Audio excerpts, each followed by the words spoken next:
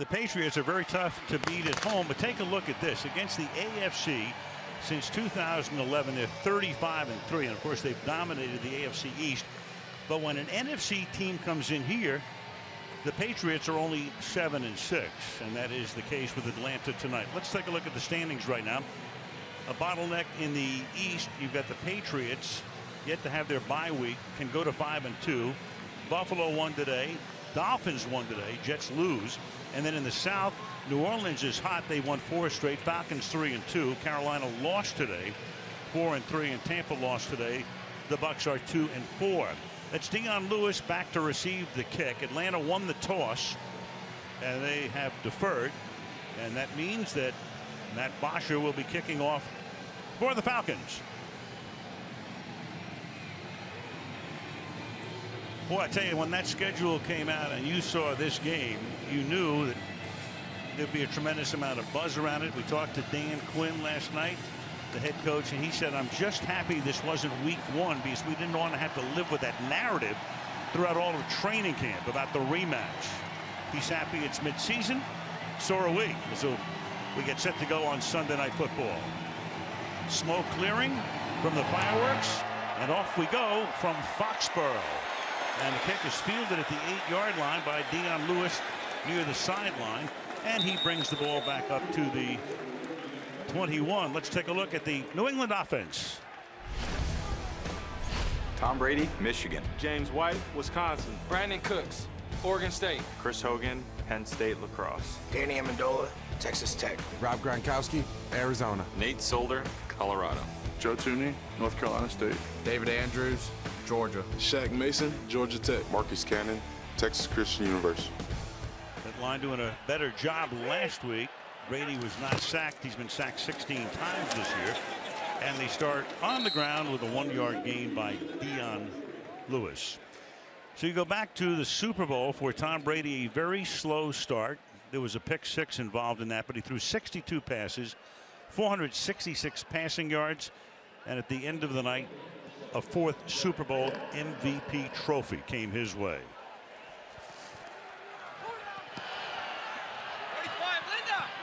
Lewis flanking him in the backfield on 2nd down and 10. And Brady throws, and that's almost picked off at the 30-yard line. Rob Gronkowski, the intended receiver, is a flag down. Trufant almost picked it. Chiefs territory. Holding defense number 21. 5-yard penalty, automatic, first down. And that is Trufant who is flagged, first down for New England. Yeah, I think it happened in about after about 3 or 4 yards. You'll see sort of the wrap around the shoulder pads and then a pull towards Trufant. Nice job of officiating there. I tell you, anymore players get away with so much, you just never know what's going to be called. From the 26-yard line to the ground again, threading his way for a gain of 3 is Lewis. Let's take a look at the Falcon defense. Vic Beasley, Clemson. Dontari Poe, Memphis, Tennessee. Grady Jarrett, Clemson. Adrian Claiborne, Iowa. Deion Jones, LSU, go Tigers. Devondre Campbell, Minnesota. Desmond Trufant, Washington. Keanu Neal, Florida. Ricardo Allen, Mainland High School. Robert Alford, Southeastern Louisiana. Brian Poole, DBU, Florida. There was a penalty against the Patriots. They called it on Chris Hogan, the receiver. And so that will make it first down and 20 on the 10-yard penalty. Bill Belichick has been here since 2000. 7 trips to the big game and 5 championships.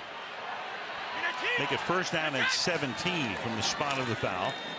And Brady will swing it out to Lewis. And a bunch of white shirts converge on him. He's taken down at the 25-yard line. Keanu Neal is there. Makes it 2nd down and 11.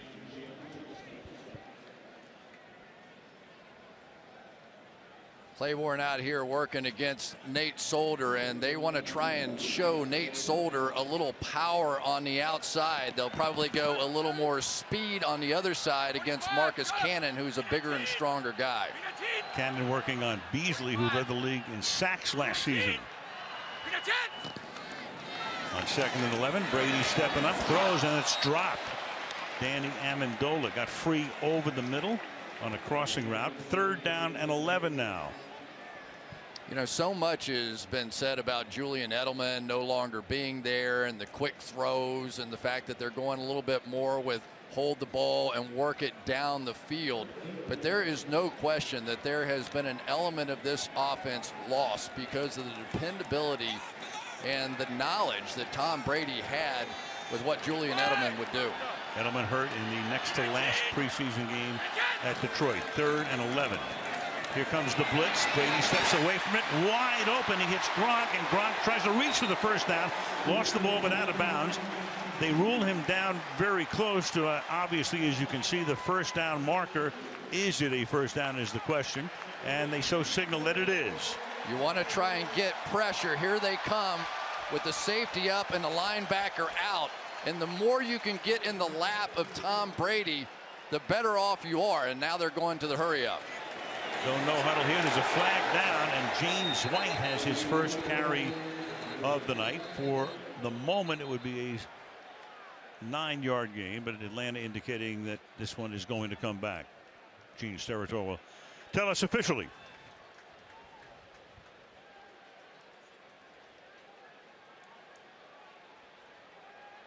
And eventually. Defense, 12 men on the field at the snap. It's a 5-yard penalty. Replay, 1st down.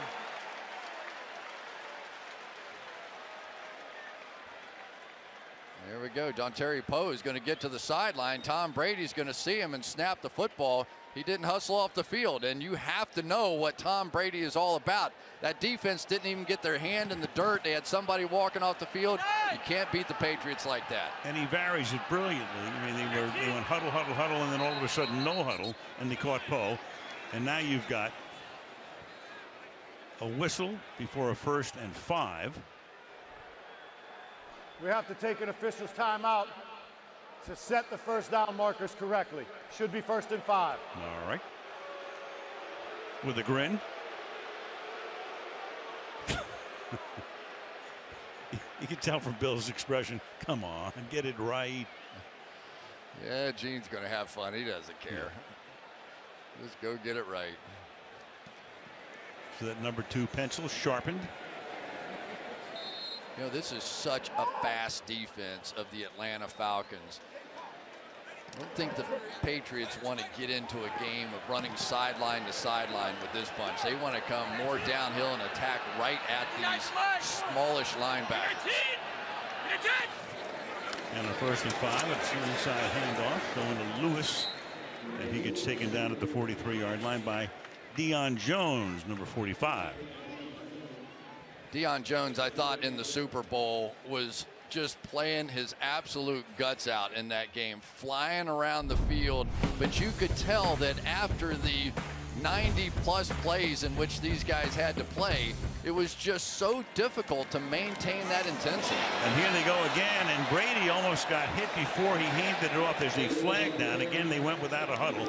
Lewis had it, and Brady was being contacted as he handed the ball off. Steratore's been busy. Holding. Offense, number 77. 10-yard penalty. Replay, 2nd down. The left tackle, Nate Solder, whistled. Tried to go with a trap play here with a tight end trap, but couldn't quite get there against Courtney Upshaw. He ran right by the trap and really disrupted the play. Outside Nate Solder with a hold there on Claiborne, I guess. So 3.5 minutes into the game, we've already had 4 accepted penalties at 2nd down and 13. Brady flips it to the outside, and Amendola makes this catch, and he gets run out of bounds by Keanu Neal.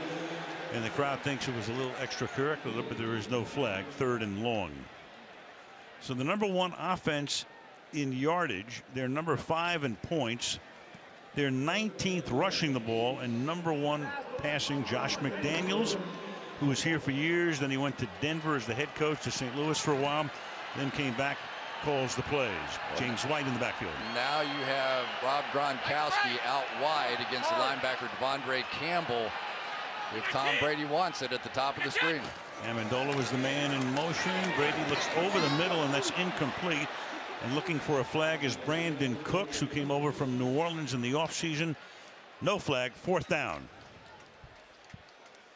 Nicely done. There was the almost Super Bowl hero and Robert Alford, the guy that had the pick 6 that really looked like it was going to clinch that Super Bowl. And of course, we all know it ended much differently than that. And you can see why he looked for the flag but didn't get it. Ryan Allen is into punt. Andre Roberts standing back at his own 17-yard line to accept the kick.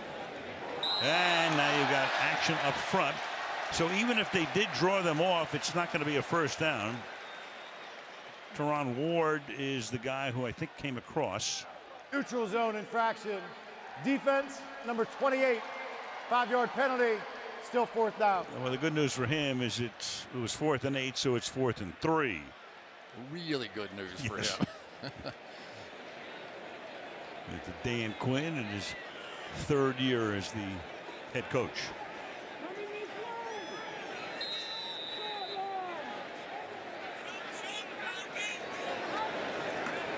Allen, who played his college ball at Louisiana Tech, sends this one. It's going to bounce at the 2 and then skid into the end zone for a touchback.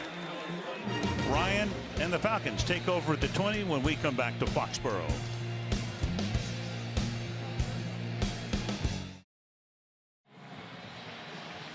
Little contrast here. Falcons last year led the league in points, and the Patriots were best in points allowed. This year, the Falcons 12th in points, and the Patriots 30th, or 3rd worst in points allowed. Falcons now their first play from scrimmage. And they send Julio Jones in motion. Start on the ground. Their ground game is very good. Devontae Freeman takes it for a gain of 2. So Matt Ryan in the Super Bowl, boy, he was just about fitted for a ring late in the 3rd quarter. 284 yards, the 2 touchdowns, a tremendous rating. Guy has a 144 rating, which is next to perfect, and doesn't win the Super Bowl. It's unbelievable. It's almost impossible that it could happen, but it happened. He had the big sack fumble, and you know the rest. 2nd down and 8. Ryan throws to the outside, and slipping away is Sanu. Let's see if it's a 1st down or not as we take a look at the Falcon offense. Matt Ryan, Boston College. Devontae Freeman, Florida State. Julio Jones, Alabama. Mohamed Sanu, Rutgers. Taylor Gabriel, Abilene Christian. Austin Hooper, Stanford. Jake Matthews, Texas A&M. Andy Levitri, Oregon State. Alex Mack, Cal. Weston Schweitzer, San Jose State. Ryan Schrader, Valdosta State. Austin Hooper sounded like the coolest guy in the room. The laid back tight end. 3rd down and 2. 5 receivers. Into the outside, and it's not one-handed. There's Matt Patricia right there, patting Patrick Chung on the helmet. Good job, he says, and it's 4th down. Well, Mohamed Sanu coming back from the injury here, and now here's Julio Jones, and they had double safety help over the top, so they avoid there. You make the right choice, just can't come up with the play. So a little bit of a nervous start for these two offenses that can put it together as the night goes along, but I think these guys are up in the bid a little bit. A little bit like the Super Bowl, very low scoring early on. Bosher is into punt, and Amendola on a very short kick, and Amendola calls for and makes the fair catch up at the 44-yard line. There is a flag down, and you got a scrum. The flag is down at the 35-yard line of the Patriots. Right at the tail end of it. Let's see if we get a little grab of some kind here. Yep, you saw the indication was holding. You got Jonathan Jones and During Patrick return, Chung both holding. there. Return team number 23. 10-yard penalty. 1st down New England. Timeout. Called on Chung. 9.5 to go in the opening quarter. No score.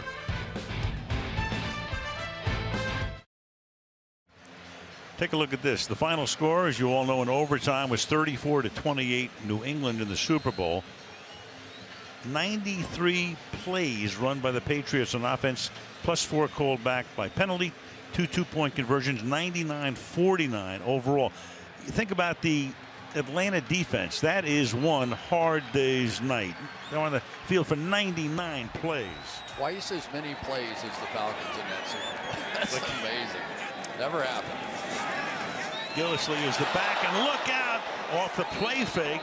That is Devondre Campbell smothering Brady, who last year, despite missing those 4 games, he still was only sacked 15 times. That's 17 sacks already on him this season. Well, you see this once in a blue moon. Just a mistake on the part of Tom Brady in this offense. Nobody blocked Campbell at all, and he gets a clean shot at the franchise. Ball came out, and luckily Brady fell on it. 7-yard sack. And it's 2nd down and 17. Brady sets him up 5 wide. Ball 5 into the pattern. Tom with a punt fake. And he's going deep downfield and reaching for it with a flag thrown. Gronkowski, for the moment, makes the catch. Atlanta's going to dispute that, but Gronk goes to the ground. And on a 2nd down and 17, Brady flings one deep downfield. Pass interference. Offense. Number 87. 10 penalty. Replay. 2nd down.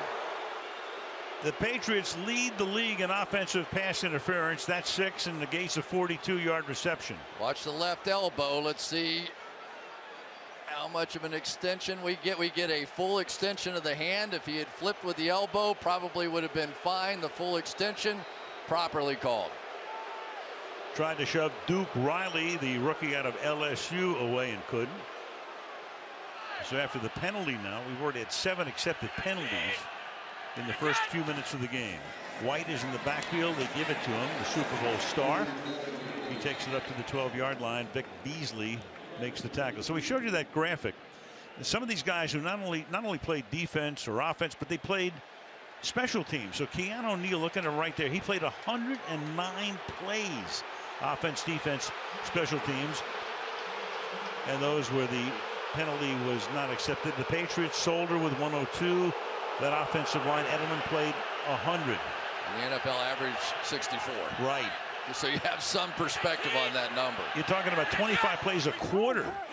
3rd and 25. And White takes it. And White will pick up some decent yardage. But well short of where they would have to go. And in comes the punt team for the 2nd time tonight. Well, I know that the Patriots would love to be able to get their running game going. They have been excited about what Dion Lewis has been doing, this offensive line playing better, but you can't stick to the running game when you're going backwards with penalties. Allen's 2nd punt of the night. Fair catch called for, made by Roberts at the 28-yard line. Sunday Night Football, the Super Bowl rematch. No score, Fox Sports.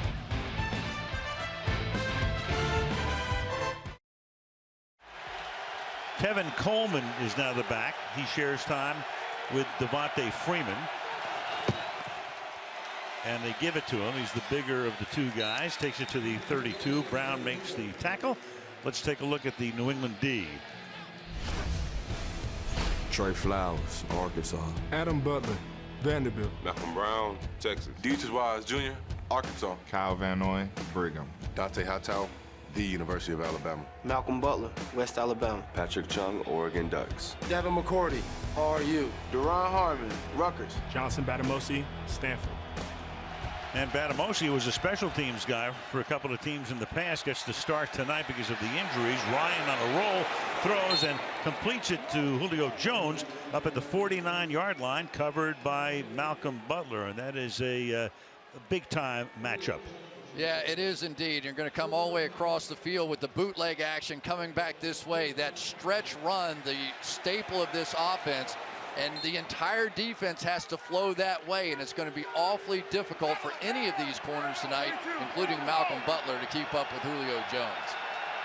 So Ryan starts 2 of 3 from the 49-yard line. They hand the ball off to Coleman. Look out. Stuffed at the 50-yard line. That's Trey Flowers. He had a big Super Bowl, and this year with 3.5 sacks from Arkansas.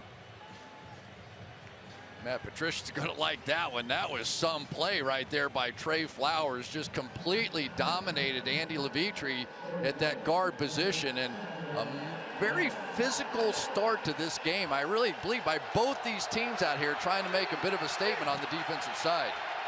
Freeman and Coleman are both in the game. Falcons ran that last play no huddle, now the convention huddle. He's flanked by the two backs and hands the ball off on an inside give to Freeman, who takes the ball to the 45-yard line. So Devontae Freeman, picked in the 4th round back in 2014 out of Florida State.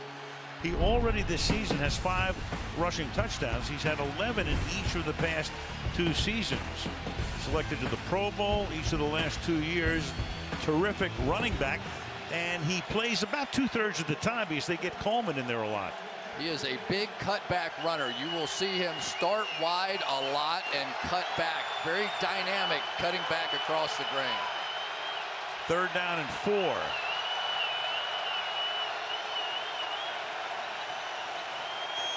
Little toss.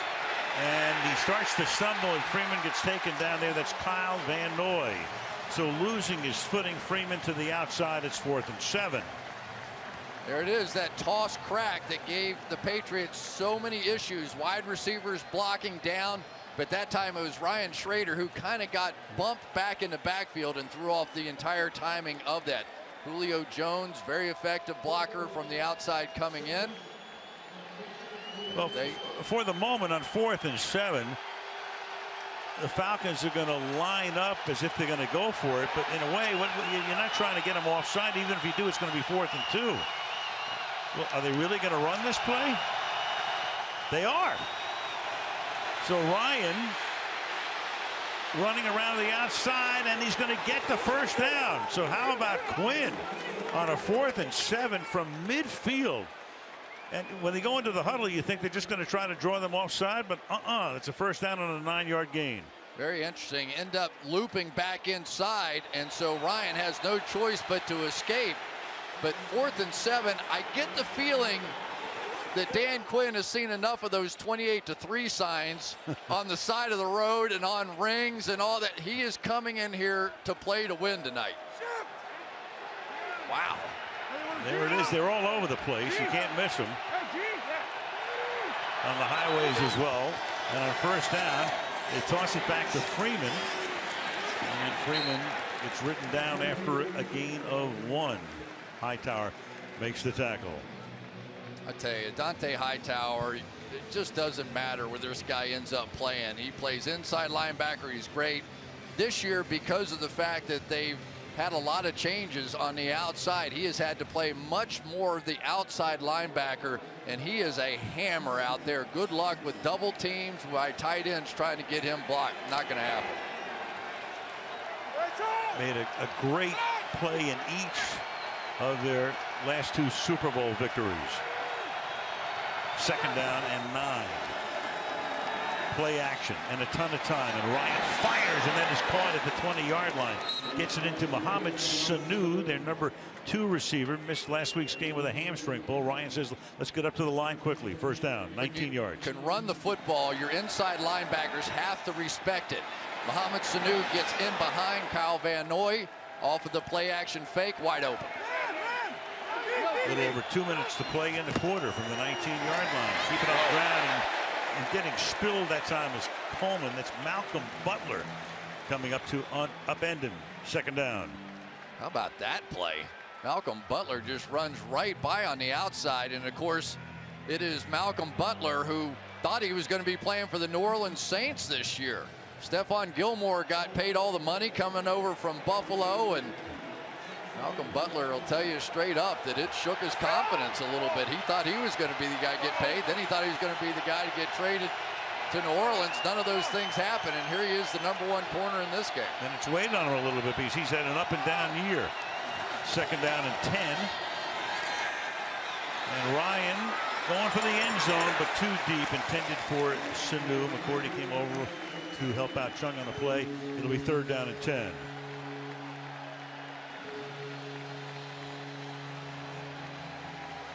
One of the really good defensive linemen now for the New England Patriots. A young guy, 91, Dietrich Wise, is going to be a big part of this pass rush tonight. He's going to have to be. He and Trey Flowers are the guys that'll be able to work on those edges to get some pressure.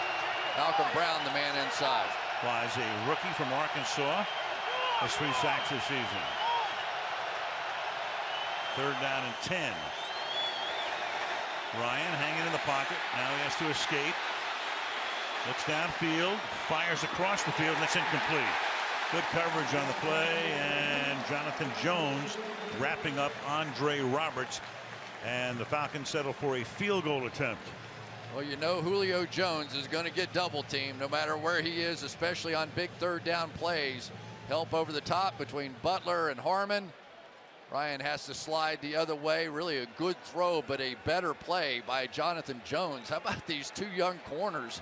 Jonathan Jones and Johnson Batamosi just stepping up with the injuries, and they were good last week. They're good now. And this old place kicker, Matt Bryant, at 42, and still stellar. 37-yard attempt, and that one was partially blocked. And New England's going to take over. Cassius Marsh got his hands on it. So they come up empty after going for it and making it on 4th and 7.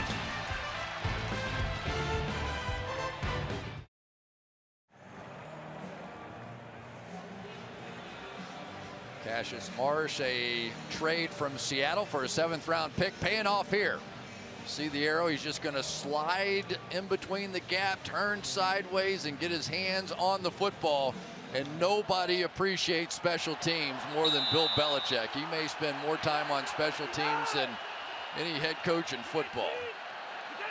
Ball now at the 26 as the game remains scoreless. Brady is under pressure, and Brady's going to go down at the 25-yard line. So they get to him. That's Vic Beasley, their #1 pick out of Clemson, led the league with 15.5 sacks last year. He's looking healthy. Watch the inside spin move here. He's going to drive Cannon up the field and then turn. A little hand to the face mask. May have been a foul there.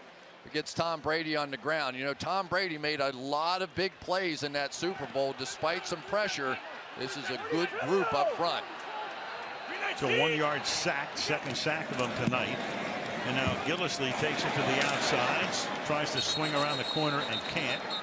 He gets stuffed by Desmond Trufant, making it 3rd and long. And we're playing some football out here tonight. Desmond Trufant wasn't in that Super Bowl game. He was injured for the game, as was Gronkowski. So some new looks out here, but you know, for Trufant, it had to be tough sitting out there watching that one. And there's Matt Patricia. His troops look like they're ready to go here tonight. Well, we go to the break, and it's the same score as the Super Bowl at the end of the 1st quarter. 0-0. Sunday Night Football back after these messages.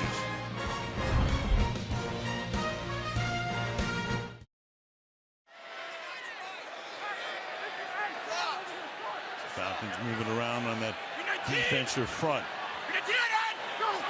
And come across the line. So it was, I think, Grady Jarrett, if it was. He's the guy who had the 3 sacks in the Super Bowl. Trying to get another one right here. Gene Steratore has had a lot of microphone usage tonight.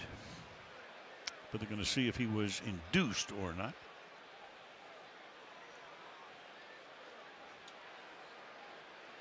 Following the conference. Ball start. Offense number 77. 5-yard penalty. 3rd down. Going to call it on Solder. Getting him to come across the line, making it 3rd down and 16 now. Yeah, I think that's Brian Poole coming up here. He could see the blitz coming. Who moved first about the same time, and they're going to call it on Solder. And that was big because 3rd and 6 looks like a whole lot better than 3rd and 16. Patriots already 45 yards in penalties and 37 yards of offense. 3rd and 16. Brady has time, fires, and going to the ground and making the catch is Hogan. So a big 1st down on a 3rd and 1,000,000 as Hogan slides to the turf. 20-yard pickup.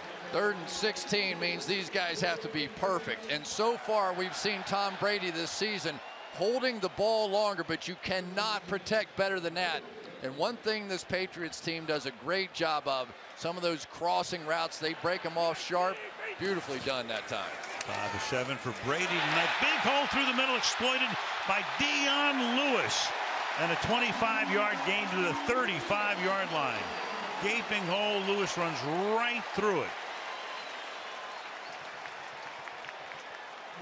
Power football, this is what they're going to try and do. Double team, let's get up on these linebackers, let's get to the second level. These linebackers want to come downhill hard, get across the line of scrimmage, and occasionally you can gash them. From the 35-yard line, Lewis again, one of 3 backs they utilize. They have Gillislee. He was a big guy on opening night, 3 touchdowns against Kansas City. You've got James White, who comes in on 3rd down, great pass catcher as well. And Lewis getting healthy. He is definitely getting healthy, no question about it. Marquand Manuel for the Atlanta Falcons took over as a defensive coordinator this year and has done a nice job. 2nd down and 6 from the 31-yard line. Play action. Brady slips away.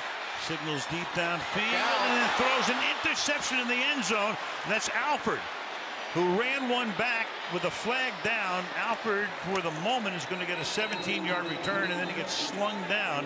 And we could have roughing the passer here because the penalty is in the offensive backfield.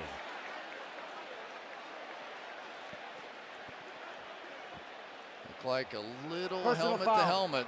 Roughing the passer. Defense, number 99. 15-yard penalty, automatic. First down. That's Adrian Claiborne negating the pick. You can talk about was it late or not. Let's watch his helmet. Is it to the head and neck area? I think it was, and that was a good call. Boy, they had 3rd and 16. They had an interception. Can't get off the field against Tom Brady. Living right on this drive. So 30 yards in penalties against Atlanta. That was huge. They put the fullback Devlin in the game. Gillislee is the tailback. Put Hogan in the slot to the left. And give it to Gillislee. The ex-Buffalo Bill had 3 touchdowns in the opener and 1 in the second game in New Orleans. None since. Ishmael makes the tackle. It's a gain of 6. 2nd down and 4. One of the guys that I think has improved probably as much as anybody is Shaq Mason. He's turned into, he's not the biggest physically, he's not overwhelming speed athletically, none of that kind of stuff, but he has really turned into a pretty complete football player up front over the last couple of years. 2nd and 5. Take it. No, they give it now to Cooks on an inside handoff, following Gronkowski into the end zone.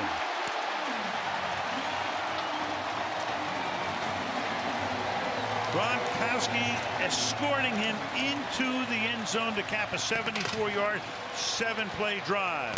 Kept alive by the penalty on that man. Watch the touch pass. Basically, Brady's going to have it just hit his hands, and he's going to dink it right back into Cooks.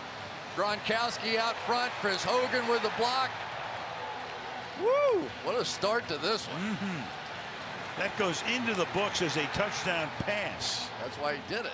Of course. Little touch pass right there. 40 years old, you figure that stuff out. Why not? Whatever it takes. Yeah, it's not holding when you grab your own guy.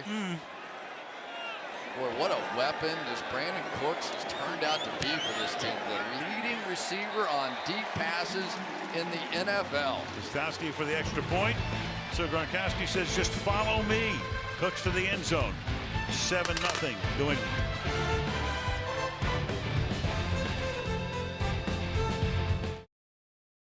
Quincy Market in Boston, and down we come to Foxborough, about a 40-minute drive, depending on the traffic. 7-0. New England on top, and the kickoff will be run back by Andre Roberts from the 1-yard line. And he will get decked at the 18-yard line. So the Patriot defense this year, take a look at this. Alex Smith on opening night, 368, breeze down in New Orleans. They did win that game. Then they had the rookie Watson, 301. Derek Carr, or Cam Newton, lit him up for 316. Jameis Winston, 334, even though they won that game. And McCown at 354 last week, and they won that game. But they're the first team to allow 6 consecutive 300-yard passers against them. So far, so good for their defense tonight. Ryan is only 3 out of 6 for 41 yards. So Freeman is the back now from the 18-yard line.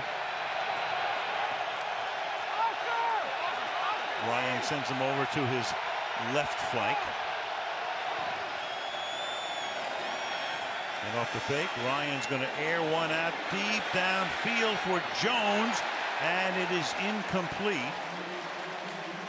And there is no flag, so good coverage on the play. Harmon is there, 2nd down and 10. Couldn't tell if they got their feet tangled, which would be okay, or if Harmon just got there early. I would say, yeah, it was more of the feet tangled variety. I agree with that call. Did you see Julio Jones hit the Jets, though? When Ryan threw that ball, it looked like it was going to be overthrown, and Jones just had another gear and ran right past Harmon. Still looking for his first touchdown of the season. 2nd and 10. Flipping out here to Taylor Gabriel to the 23-yard line. So, Chris, we know this is the marquee matchup, and the schedule came out. We couldn't wait for it. But, you know, you forget there are 32 teams in this league. There's only one team with one loss. Everybody else has 2 or more. So this game, as we said at the very top, is very important, each of these teams. Yeah, and it was interesting talking with both of these coaches. You know, there was talk at the beginning of the year about the Patriots going undefeated and, of course, high hopes for the Atlanta Falcons. But this is a different football team on both sides, and all these coaches are talking about, guys, it takes a while to build a new team. That's exactly what's happened early in the year. 3rd down and 4 from the 24-yard line. And Ryan fires, and that's deflected and incomplete. Trying to hit Jones over the middle. You got Johnson Batamosi getting the start tonight because of the injuries in the secondary, covering on the play, and it's 4th down. Yeah, you're going to have safety help back here. But for Batamosi, this has been a tremendous start. Here he is against Julio Jones. All he has to do is run underneath him. He doesn't have to worry about anything that goes over the top. That's the job of Deron Harmon. And so Batamosi off to an excellent start in this one against Julio Jones. Bosher for his 2nd punt. His first was only 35 yards. This marginally better is taken at the 27-yard line, and good coverage right there as Hardy comes down to stop him in his tracks. 11-19 to the half, 7-0 Pats.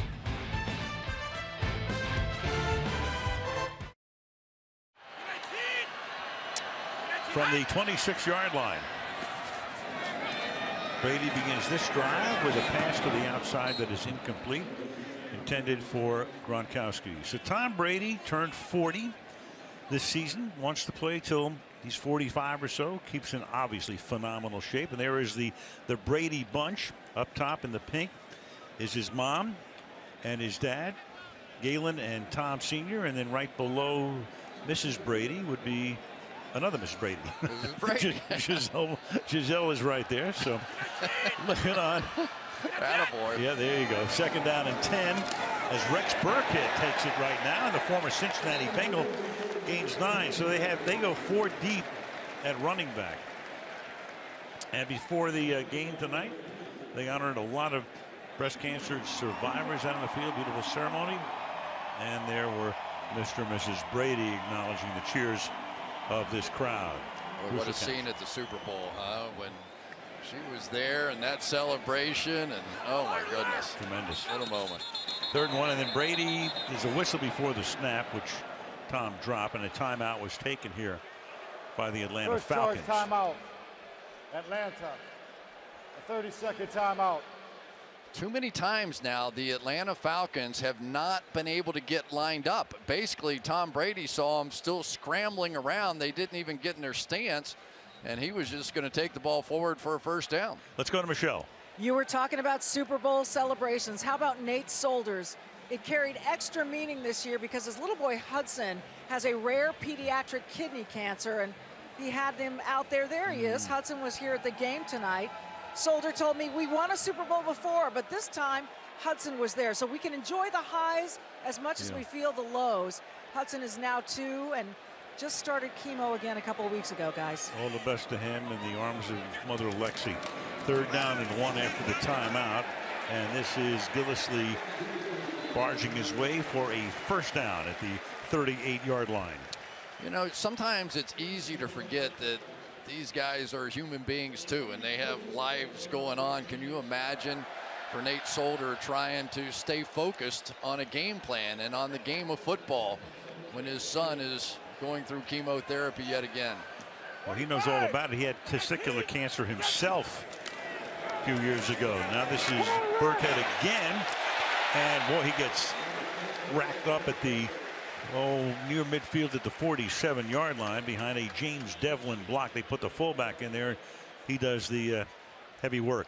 You get a stunt to the inside by the Falcons defense, which is a thank you very much moment for Rex Burkhead, who has been dealing with a rib injury and is really just getting back in some action. He was the third down player in Cincinnati, but he is not going to supplant James White in that role here. 4 different backs have carried the ball. Keep the fullback in there. Give it to Burkhead again. And his forward progress, I believe, will net him the first down, as Gene Steratore confirms that with 9:20 to go in the half. Kamal Ishmael, a safety right there, right next to Jones as the inside linebacker, and when Tom Brady sees a 30 type number in there, he is going to try and run right at him. This offense equal opportunity. You've had 4 backs carry the ball and 6 different receivers have each caught 1 pass. Hey, alert, alert! They're forced to bring people down to help against the run. There comes the pass. That one, Brady, that shoulder shake, and then the pass is thrown out of bounds. The coverage was excellent by Neal on Gronkowski. 2nd and 10. Yeah, Keanu Neal is a key member of this secondary. This is a man coverage secondary, but if they need to get physical, there's your guy right there. He is going to be the 8th man down in the box. He is the striker. He's the intimidator on the back end. So, yeah, there are going to be some opportunities to run crossing routes against this defense, but you better pay attention to where number 22 is.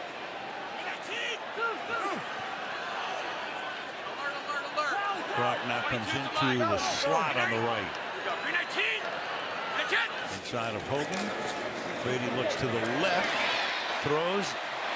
Amendola whirling and takes the ball inside the 45, where he's tackled by Brian Poole. 3rd down and 3 upcoming. You know, one of the misconceptions, I think, is that, you know, Julian Edelman was a slot player and Danny Amendola just took his place. That's really not true. Julian Edelman played outside a lot, worked inside, and had a lot of skills in there. But Danny Amendola is a pure slot player, and really Julian Edelman was much more than that. 45 to Mike. Mike Jack. Now White comes into the backfield. And 3rd down and 3. Cook's in motion. Now you've got Gronkowski going across the line. False start. Offense number 87. 5 on the 3rd down. Makes it a 3rd down and 8. Well, a lot of mistakes, but so far Tom Brady's been able to make up for those mistakes. Josh McDaniels, one of the guys in the conversation for new head coaching vacancies all the time, and get the feeling he's turned down more than a few. If he got the right fit, I think he would go, but he's not going to go to just any franchise. He knows what he has here in New England. He's had the opportunity. 3rd down and 8 from the 49-yard line. And Brady keeps his eyes downfield, and then it's Gronkowski along the sideline at the 23-yard line, holding it in. So another conversion on the 3rd and long for Gronk. Well, let's give credit to this offensive line, but there's Gronkowski working his way down the field. The only way he gets an opportunity to run this route, working to the inside against outside leverage and back out again, is because that offensive line, once again, was fantastic on that protection. Right there. Brady now 103 yards, 8 out of 12. Burkhead's back in the game as the running back. Give it to him. Straight ahead, Burkhead through the middle. Good drive for him. Gain of 9 yards for the ex-Bengal, making it 2nd down and 1 at the 13, with the clock kicking down to 7 minutes to go in the half. To work these combination blocks, you really need good athletes here. You got to make this block and then come up to this next level, and that's when you get some big runs popping down the field. Burkhead again. And should have enough forward progress. Should net the first down. So he's been the man. There's Dante Scarnecchia, who retired. Was gone for a couple of years and then came back. And a lot of the offensive linemen credit him for so much of their success through the years. Yeah, well, they say no gray area with that guy. No. Maybe a little on his hair, but no gray area as far as assignments when it comes to this offensive line. You do exactly what Dante Scarnecchia tells you, and don't worry about anything else. When those two guys are back coaching together again, you can see the difference. They keep feeding Burkhead, and this time he gets stuffed at the line of scrimmage. So on this drive, they put him in there, and he's carried the ball 6 times for 31 yards. Grady Jarrett is one of my favorite players. Watch his hustle right here. He is absolutely relentless. Played so many plays in the Super Bowl, and yet he just continued to attack that entire game. 3 sacks in the Super Bowl. The Falcons won easily, could have been MVP of that game. Just relentless. Jarrett, 5th-round pick out of Clemson in 2015. White resets in the backfield on 2nd and 10. Stays in the block, then he takes the pass and takes the ball down to the 10-yard line for a short gain. Devondre Campbell making the tackle. Call it 3rd down and 9. Yeah, but it was Grady Jarrett who ran him down from behind. He has a remarkable ability, Jarrett does, of deciphering plays, of just figuring out what it was. There were 2 or 3 times watching the tape on him this week. There were bootlegs and trick plays, and he was able to figure it out on the fly. 13th play of the drive. 3rd and 9. Brady stepping up, feeling the pressure, fires to the end zone, knocked down in the end zone. Intended for Hogan, and that's Keanu Neal who got a hand in there. So it's 4th down, and Gostowski and his mates come out for a field goal attempt. Keanu Neal right there, I believe, is just going to slide a little bit with Tom Brady's eyes as he begins to work that way. To lock down for a long time and able to make that play. Looked like Brady may have slipped just a little bit as he set his feet to make that throw. 29-yard attempt. Gostowski in his 12th year as a Patriot. And he boots it through with 4:42 left in the half. New England 10, Atlanta nothing.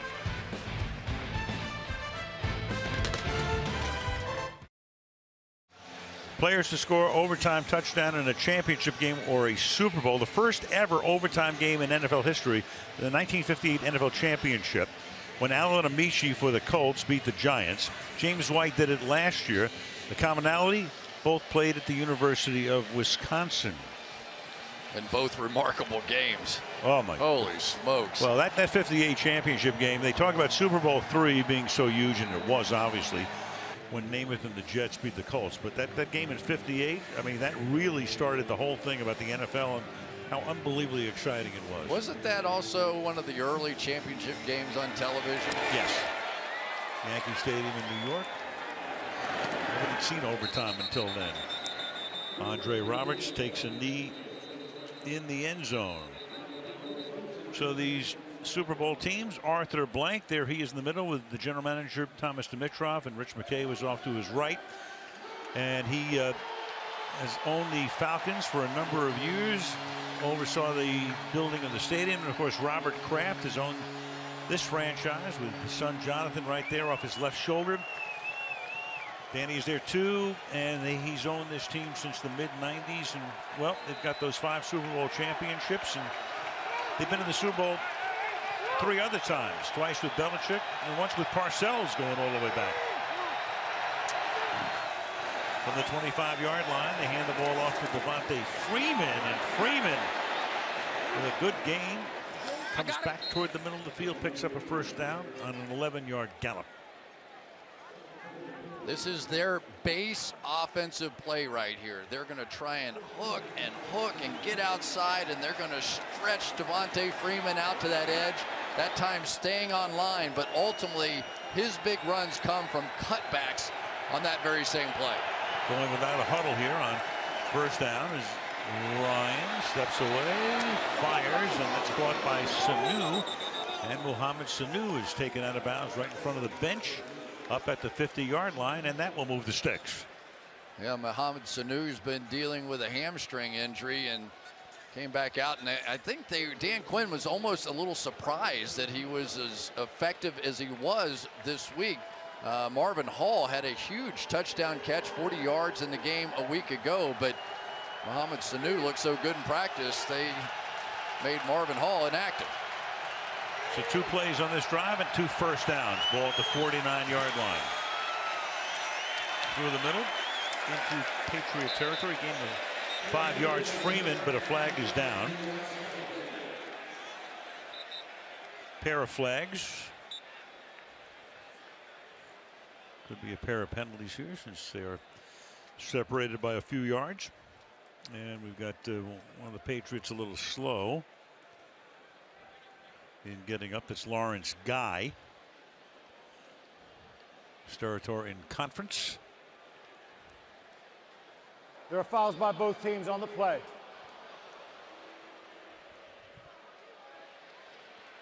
Holding offense number 51. Very good. And I don't know the second one. Yeah, it looked like a hold as well. Test. I cheated. I saw the foul. You cheated. You lied. I kind of read lips and just confirmed it. Hardly matters when it's offsetting. They play it again. Well, that's a good matchup inside, though. Alex Mack, number 51, the center, one of the absolute best. He's going against Malcolm Brown. He's going against Alan Branch inside. They're slugging it out.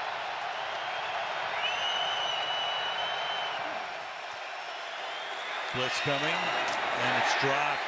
That was Tevin Coleman, so they took the running back and split him out, and he drops it. Second down and 10 at the 49-yard line. The Patriots love one-on-one matchups, and they can force it with how they configure their defensive line. They put all of these guys over the interior 3, which leads to one-on-one matchups here. And then on this one, David Harris comes on a blitz. So when you see those 3 defensive linemen over the guards and the center, they're doing that to try and create one-on-one matchups all the way across the offensive line of the Falcons. Yeah, Julio Jones lined up for the moment in the backfield, and then they slot him to the right. Ryan would love to get it to him, but he won't get it anywhere here as he gets sacked. Adam Butler, a rookie from Vanderbilt, puts Ryan down on the grass. Adam Butler's going to come out, ding and ding right there. The old pick tough play, slam into that tackle, and then bounce right back into the quarterback, and that is his first sack. But there are going to be plenty more for that young man. You watch enough of him play this season, I promise you, you're going to be impressed with not just Adam Butler, but the guy that was pointing as well, Dietrich Wise. Put him down on the plastic grass. Third down and 20. Ryan throws underneath. Here's Jones, and Julio Jones can take the ball only to the 46-yard line. So that's going to be 5 yards shy of the first down. I thought it was interesting hearing some of the Patriots players talking about Julio Jones, a wide receiver, and the way he runs after the catch compared to Marshawn Lynch. And we have seen him run over some people, and here they go again. They're going to go for it again. Well, they went for it on 4th and 7 in the first quarter, and then wound up with a field goal attempt that was blocked. And they can talk it over now because we have come to the 2-minute warning. 10-0 New England.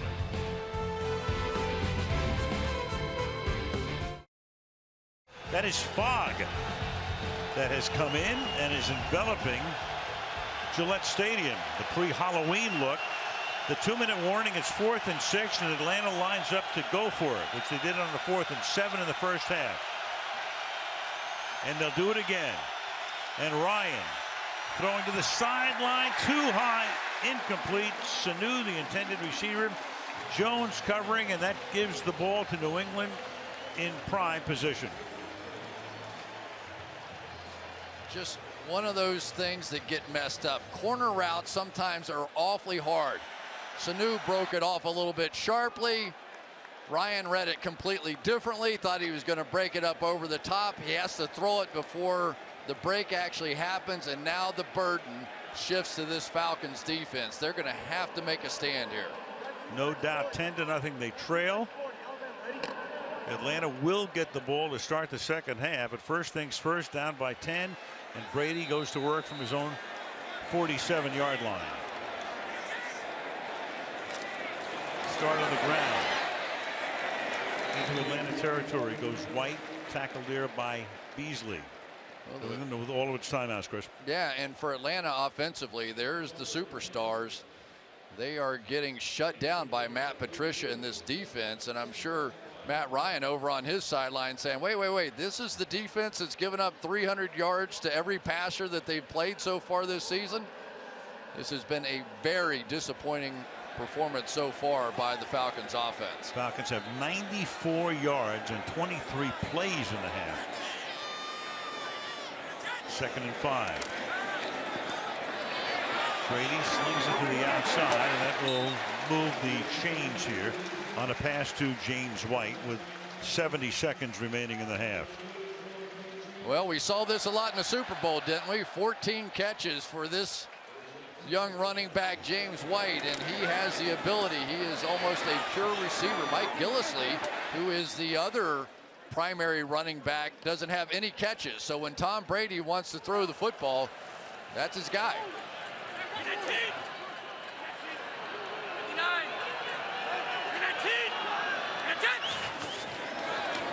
Again, inside handoff, big hole exploited by White. Picks up about 7, takes the ball to the 35-yard line.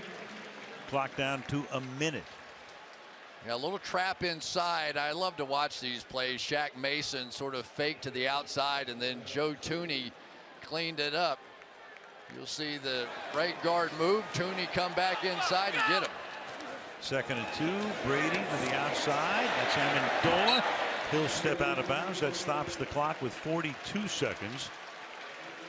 And a first down at the 29-yard line. You know, this is the way the Super Bowl went a little bit too. In the second half of that Super Bowl, it was Tom Brady throwing on average 2.43 seconds his release time, and his rating went up to 123 after 2.67 in the first half and a 67 rating. A lot of short stuff. 115 yards in the air tonight. Just a little deeper, and that's caught at the 10-yard line. That was Cooks getting position, turning around, beats Alford on the play, and a timeout. Their first taken by New England. 36 seconds left in the half.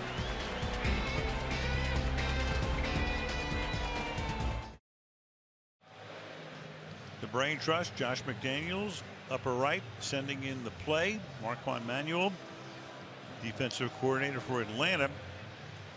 What Atlanta really has to do here is at least limit them to a field goal. Otherwise, you're looking at a 3-possession lead at halftime.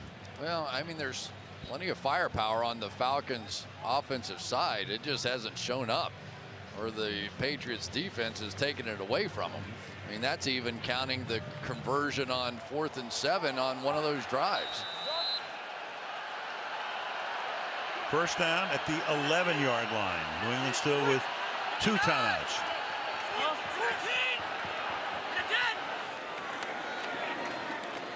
On the ground, stopped at the 11. That's White, and another flag comes in. Penalty filled first half.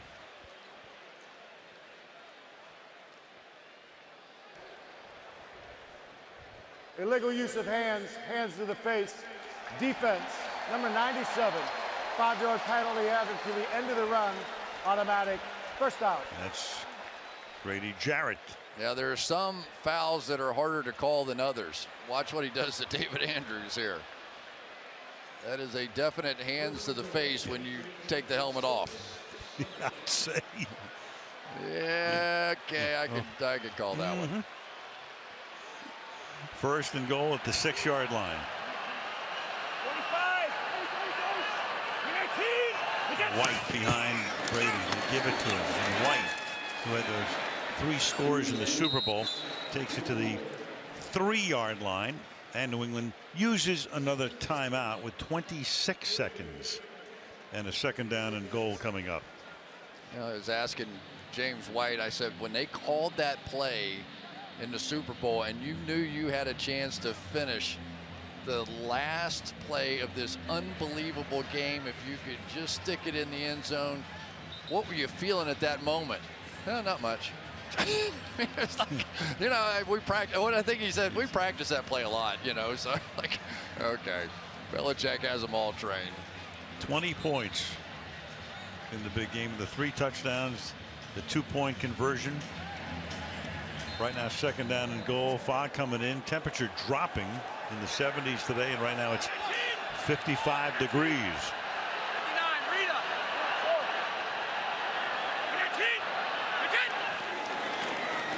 Brady over the middle, and that is White. Touchdown. Covered by the linebacker Jones. So James White, star of Super Bowl 51, into the end zone. Watch Tom Brady. This is brilliance at work. He wanted to go right to the 3 receiver side, wasn't there, comes right back, knows right where the check down is, and instead of throwing the ball high where something bad could happen, what does Brady do? He's going to throw it about a foot off the ground to his star receiving running back for a touchdown. Just great stuff.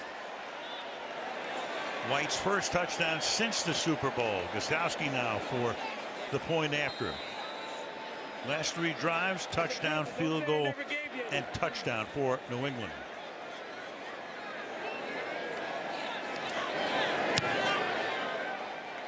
And that makes it 17-0. Tom Brady with a pair of touchdown passes tonight. Back in 30 seconds.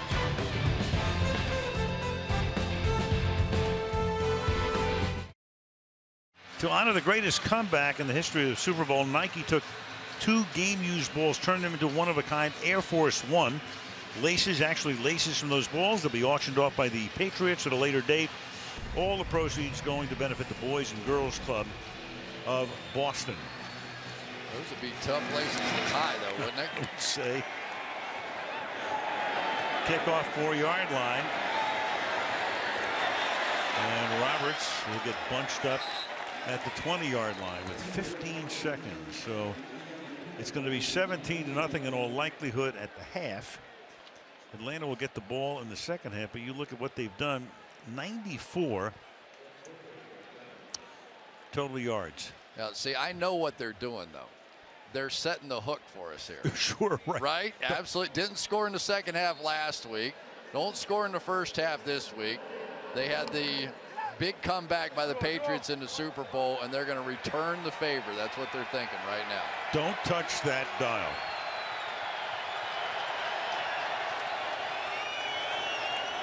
Ryan.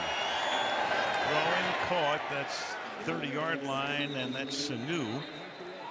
Timeout taken here. So I'm talking to Matt Patricia before the game, and he said, hey, how are you? And I said, hey, it's just great to be on this side of the deep divot. And, of course, with his defense, he looks at me and he says, I am in the deep divot. But what a job tonight by them. You know, it's hard to believe that a guy that orchestrated the #1 scoring defense in the NFL a season ago is taking heat over the way his defense is playing. I've seen this movie too many times before. You start to write off something about the Patriots and their defense, and all of a sudden, where are they? Championship game, Super Bowl. And Ryan to the outside, and that's going to be caught, and getting out of bounds is Sanu with 3 seconds remaining in the half. Yeah, and I don't think Matt Ryan can get it into the end zone from here. I don't know what sort of trick play they might have to offer, but the Patriots are moonwalking back towards their own goal line here. And there is the prevent defense with all capital letters for New England. Probably get it to Julio Jones somehow and let him take off and run. So last gasp, barring a defensive foul. And that's caught. Taylor Gabriel. Well, that will pad the stat sheet, but will end the half. And the Patriots in the Super Bowl rematch dominate leads 17-0 at the break. Coming up next to it at halftime. But first, these messages from your local NBC station.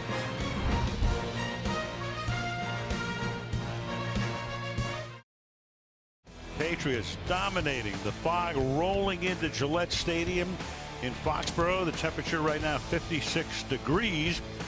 And Atlanta, its offense has been in a fog. It's 17-0 as you look at Ryan tonight. A lot of that yardage at the end when it didn't mean very much. Tom Brady has thrown for a pair of touchdowns.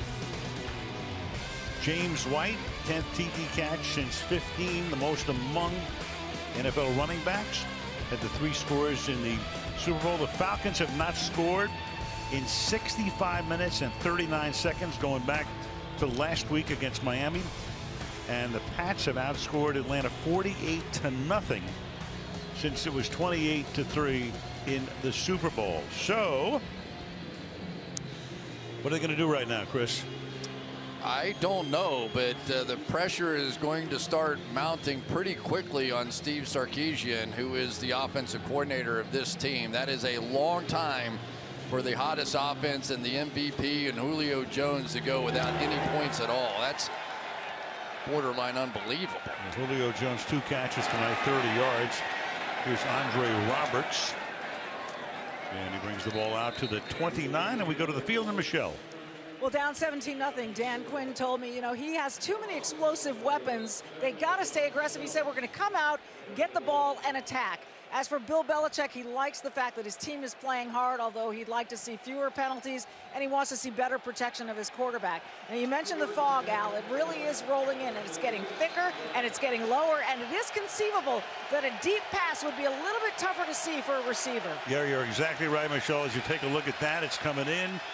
It's grounded our plane tonight, and Tevin Coleman takes it for a couple up to the 30-yard line, gain of 2. Well, and the deep passes have been a problem whether there's fog or not. 0 for 2 in this game tonight, but came in just 21% on deep throws, and that is a stark contrast to what Matt Ryan was able to do a season ago with a 136 quarterback rating, by far his biggest number. And those big plays have just disappeared with Kyle Shanahan leaving and going to San Francisco. Jones on a wing to the right. Slip it to him, but he can barely get untracked, and that is Johnson Batamosi who makes the stop. It'll be 3rd down and 5 for Atlanta. How about Johnson Batamosi, a guy that was brought over here because they had some weaknesses on special teams, so Belichick makes a trade with the Lions for a 6th-round pick, and all he's done is come out here in the last 2 games and look like a shutdown corner. It's pretty remarkable for somebody to walk into this defense on short notice and have the kind of impact he's had. Well, the Pats have done that for years, picking up guys and you go, what? And the next thing you know, they're starting and they're playing well. 3rd and 5. Ryan feeling the pressure. He's going to step away, pick up the 1st down, and plenty more, rolling to a halt up at the 47-yard line. Let's take a look at Julio Jones, top left of your screen there, and Julio is getting double coverage everywhere he's going. There's Taylor Gabriel, Malcolm Butler on him, and the only real success we've seen this Falcons team have early on is when Matt Ryan's been scrambling and making plays. 2 minutes into the second half. From the camera above, it looks clear, but you can see what most of the crowd is seeing now as Tevin Coleman takes the ball to about the 44-yard line. Boy, I just love watching the battle inside of these big guys. Alex Mack, who is such a tremendous athlete, getting down the field on that second level. But in this game, it is just Mack and a big nose tackle right on his nose. Alan Branch in this case. It's been Malcolm Brown some, and they are just going to battle. Falcons quick pace on this drive. And this is Devontae Freeman, who's going to be close to a 1st down. They'll spot the ball at about the 42-yard line. So Kyle Van Noy here with all of this protection in front of him. But watch Alex Mack try to get out and get him. He gets to the second level, but he just can't get a block on him. They're going to measure here very close. at the 42-yard line. So we'll either see a 3rd and 1 or a first down on the opening drive of the 3rd quarter. Everybody looks like they're in a fog right now.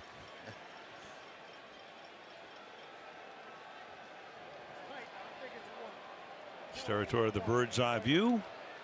That's enough. Right to the last link. So a first down. And this drive started back at their own 28-yard line. 4 runs and just that 1 pass. And Justin Timberlake wants to see you dancing at halftime of the Super Bowl, huh? Good luck. I mean, nothing like trending on Twitter, of course. Well, you're big on it. Well, I tell you what.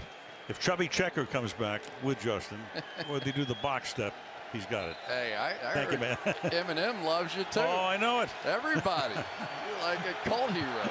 50 Cent from the 42-yard line, first down.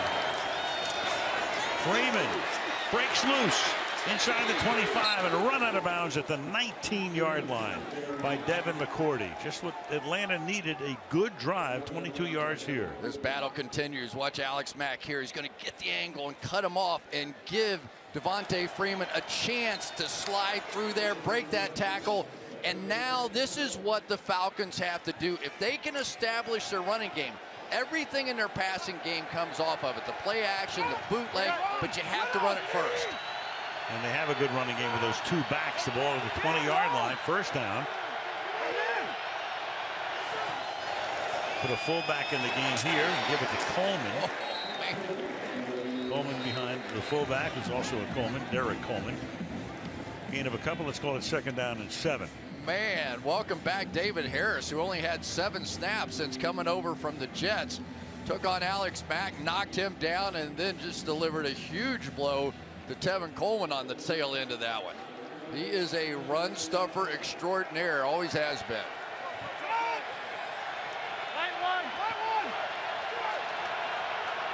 From the 17. Ryan, good protection, going for the end zone, too deep. Julio Jones covered on the play by Devin McCourty. The safety staying with him. It's 3rd down and 7. Yeah, they're just missing a little bit. Watch Julio right here. Just ease down a little bit when he turns his head and then had to accelerate and couldn't quite catch up to it. And when Matt Ryan gets in trouble, you know where he wants to go. In the red zone, they just cannot find Julio Jones. That's only the 2nd time he wants to go there. It's only the 2nd time he's even been targeted in the red zone this season. No catches, no touchdowns, period. 3rd and 7. Taylor Gabriel all by himself, one-on-one. To the bottom. Ryan looks that way. Ryan throwing, and it's incomplete. Intended for Mohamed Sanu. 4th down. And in comes Bryant again, who had his only field goal attempt blocked. I tell you have to give these other cornerbacks a lot of credit. These guys, we've seen Julio Jones getting double teamed, and yet it has been Jonathan Jones, a young player coming up, Johnson Batamosi. They're left one-on-one with the other receivers, and so far they've gotten it done. So Marsh 55, he's the guy that blocked the earlier one. This is a 36-yard attempt with a 42-year-old Bryant. And it hits the upright. No good. So 1 block, 1 missed, and they still have 0 points. 17-0.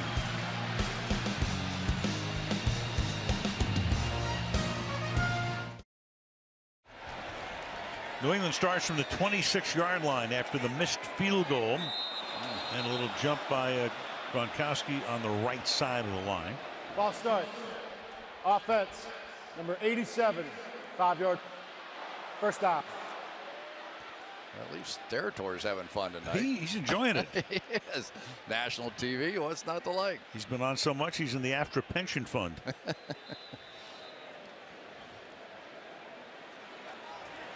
First and 15 from the 21-yard line. Alabama, 36, 10. All 5 receivers run their patterns, going into the fog, and incomplete, intended for Gronkowski, covered there by Keanu Neal. Well, here's our two quarterbacks, probably 1 and 2 in the MVP voting. Look at that release. And remember, it was Matt Ryan, who was at Boston College, probably studied Tom Brady a bit. Watch their left elbows tucked in tight, just like a golf swing. Release time, I'll bet you they're pretty close. Two very similar looking quarterbacks. Throwing motion. Anything that's not similar is the scoreboard at this point. What about if you go to thousandths of a second? We should do that. Second and 15. What else are we going Hogan. And Hogan, a tough guy to bring down, and then gets wrestled down there by Desmond Trufant. 3rd down and 3. You know, Al, that's really, to me, was the story of the first half, where some of those 3rd and long conversions that they had, it converted a 3rd and 11, converted a 3rd and 16 that led to a touchdown, converted a 3rd and 8 that led to a touchdown. So if this Falcons defense could just make a big play on 3rd down, they could find themselves back in the game. Yeah, the Pats are 4 out of 7 on 3rd down, and Atlanta's 1 out of 7.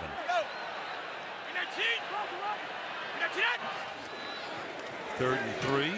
Brady stepping up, stepping out, sliding to a stop. 1st down. Tom's fired up.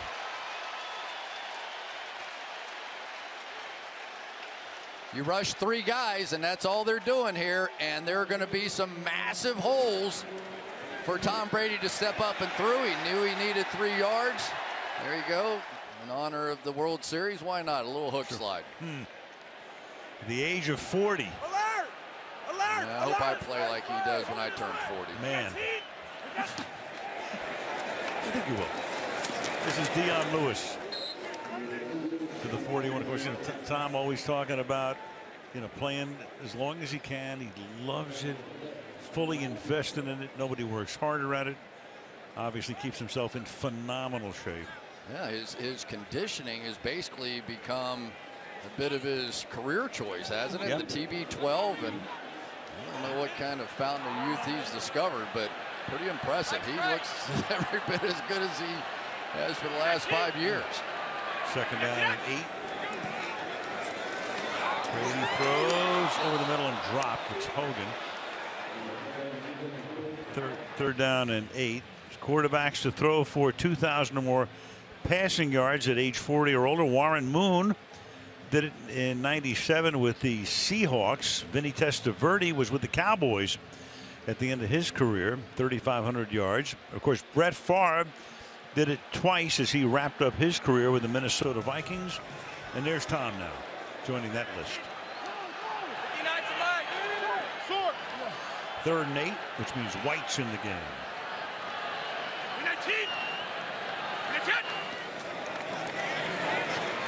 On a blitz, throws, and it's caught at the 49-yard line. He goes to Cook. So the Atlanta defense cannot get off the field. That's 6 out of 9 conversions on 3rd down for New England. Well, there are a lot of reasons why they win, but watch this offensive line and watch James White come across the formation and pick up the leading sacker from a year ago. Tom Brady's passing rating actually goes up when you blitz him. Creates one-on-one matchups, and he takes advantage. Lewis dancing. Stopped at the 48-yard line. Gain of a couple, 2nd down and 8. It's so good to see the human joystick back in action, isn't it? With Dion Lewis, great nickname that he has. And boy, he was in 2015, he was just amazing. I remember we came in here for training camp, and Brady was telling us, wait till you see this guy play. And then, of course, he had the injury, and it looks like he is regaining his form now. We have to go to an audible here. We can't use our high cameras because the fog is so thick. So most of what you'll see will be from low. Right now behind Brady on 2nd down and 8. Slings it to the outside, and a good look there at Chris Hogan making the catch in bounds. We go to Michelle. Well, as you've observed, I mean, this fog really is getting thicker, Al. It's much closer to the field. It just keeps sinking and settling down here on the field. Earlier, I could look across the stadium and see the crowd in the upper decks. Now, not so much. So, again, we'll see how this impacts the passing game in particular. Yeah, here it is. You can see that perfectly right there. Enveloping Gillette Stadium. It was like a picture perfect last 3 or 4 days in the Boston area. Just absolutely spectacular. That's the way today started. But here we are pre-Halloween. 6.5. Brady throws over the middle. It's caught. That's Hogan.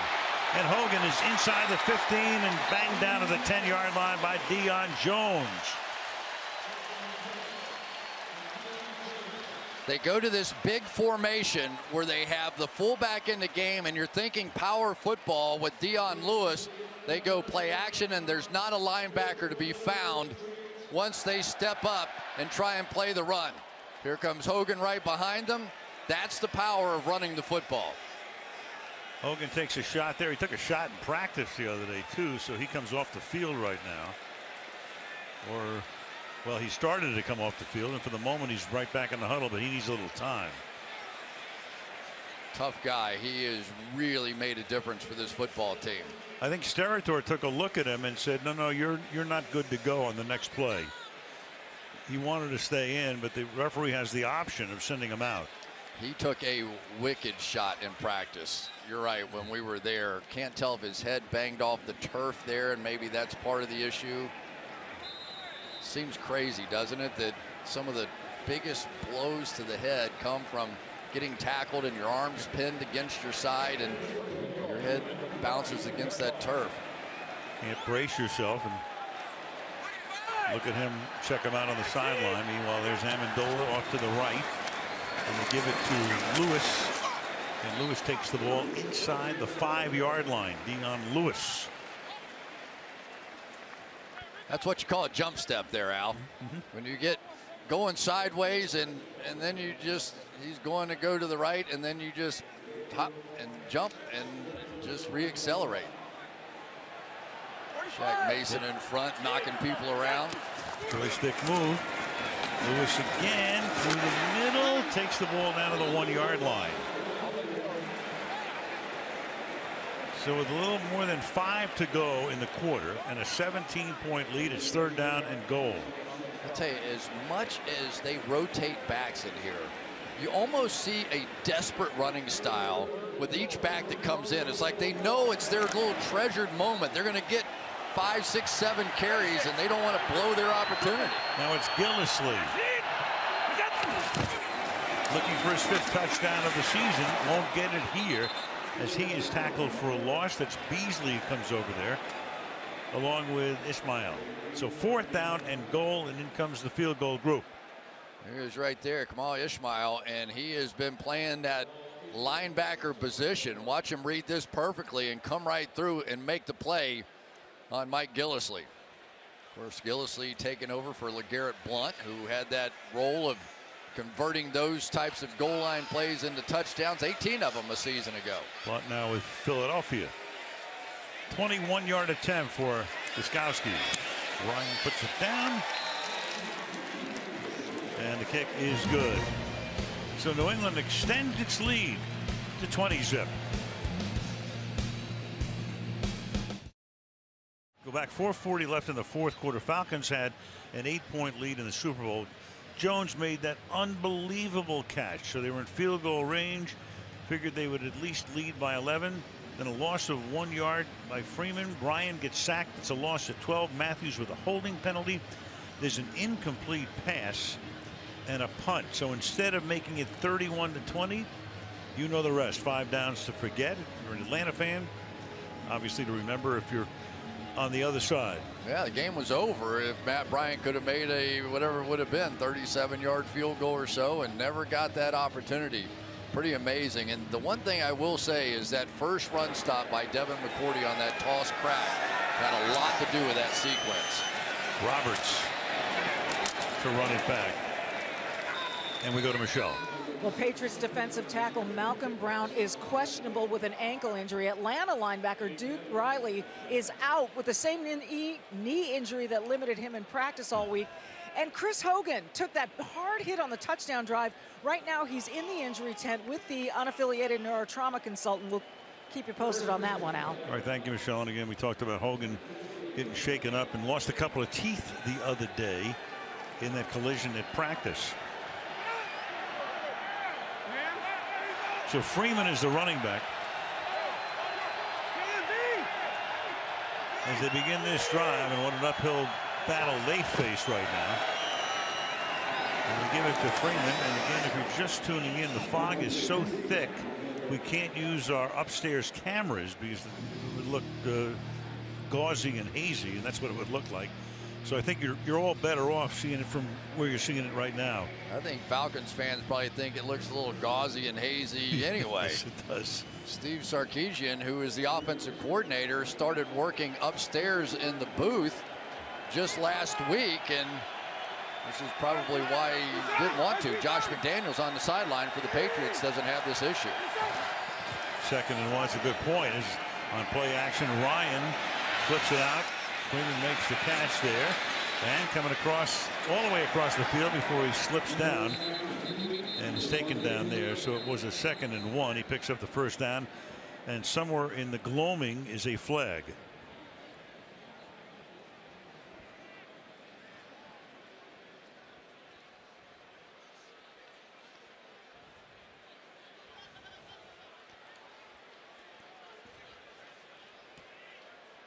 Holding, defense number 54. Penalty is declined. The result of the play, first down. It's Dante Hightower. If you would have told me Julio Jones is going to have 3 catches for 33 yards at this point in the game, I'd have felt pretty good about a Patriots win. Yeah, especially with 2 of their defensive backs out. Amazing.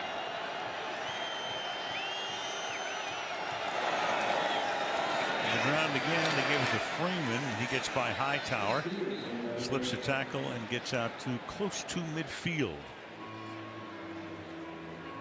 So now you're starting to see the New England Patriots play it as they should. They have a lead, a substantial lead. They have 2 deep safeties in the middle of the field. They're not going to give Julio Jones or Taylor Gabriel or Mohamed Sanu any chances to get over the top.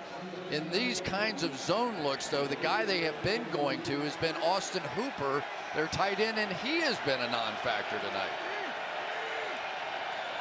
2.5 left in the quarter. The ball at the New England 48. Freeman again. Decent run. Picks up about 8 here. Johnson Batamosi makes the tackle. Freeman has now carried the ball 10 times for 67 yards. Yeah, and this toss crack has been what was killing the Patriots in the first half of that Super Bowl. Now, those 2 tight ends are getting pretty good at that combination block. But in the Super Bowl, you remember how that thing started. It was runs to the outside that got the better of the Patriots. 2nd and 2. Turning around, Jones makes the catch. He gets ridden out there by Duron Harmon. And that moves the chains, a first down. Yeah, you've got to be careful. You got to know who is where. You don't have to worry about this flat right there. You have a big lead. You want that cornerback, and that's some inexperience on the outside here. You want that cornerback in that style of defense too deep to get back underneath it. And Johnson Batamosi that time jumped the underneath route for no reason. Line of scrimmage is the 24-yard line.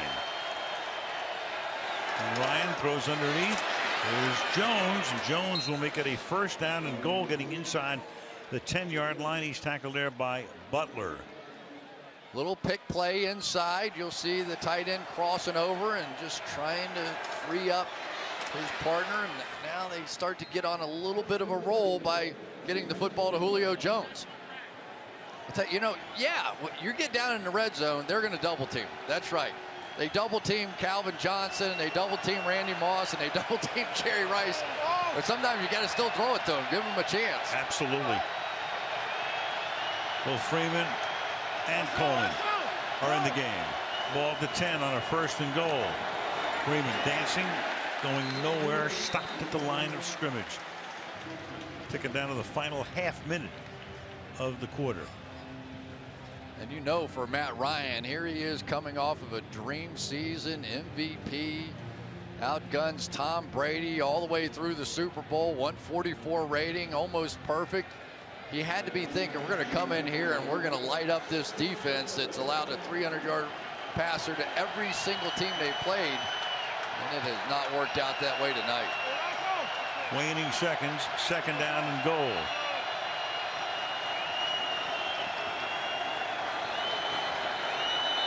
And I think the clock ran out, went to double zeros, and they may have called the end of the quarter before the snap, and indeed they did. So it's 20-0 after 3. Sunday Night Football back after these messages.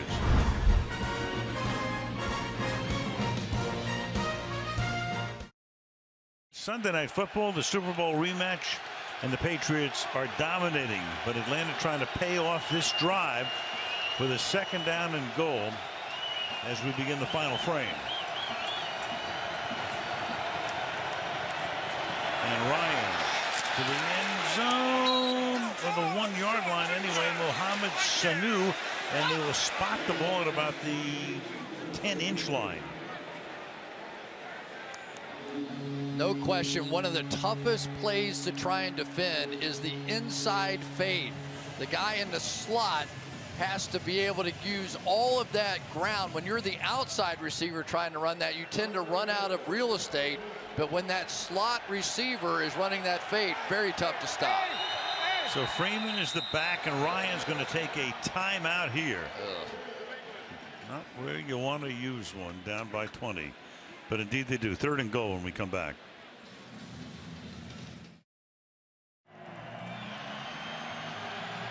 It was New England taking that timeout on defense. Chris, here we go on a 3rd and goal. Watch for a quick shift by the defensive line of the Patriots. They do it a lot and get teams to jump off sides. Instead, you got Ryan off the fake, throwing and batted away in the end zone by Malcolm Butler. So an up and down year, as we stated earlier, from Malcolm, but boy, he's made some big plays. One right here, 4th and goal. All the way across right here, and Matt Ryan just does not get it in front of him. Julio had at least a step, and it was thrown to the body instead of in front. Allowed Butler to come up and make the play. He's pretty good in the end zone, isn't he? I think so. He's pretty good at the 1-yard line, too. For sure. So 4th and goal, he'll take the snap under center.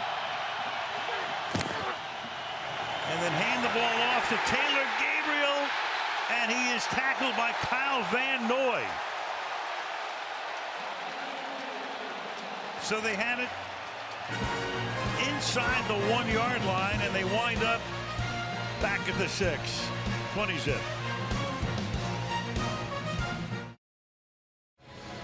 Well, the Falcons now in danger of losing their 3rd in a row. Here's the play again on 4th down. Kyle Van Noy, as soon as he sees the motion, follows it out, and then Trey Flowers is going to bounce the whole thing backwards. But you have the football on the 1-yard line, and you go pass and you go sideways run.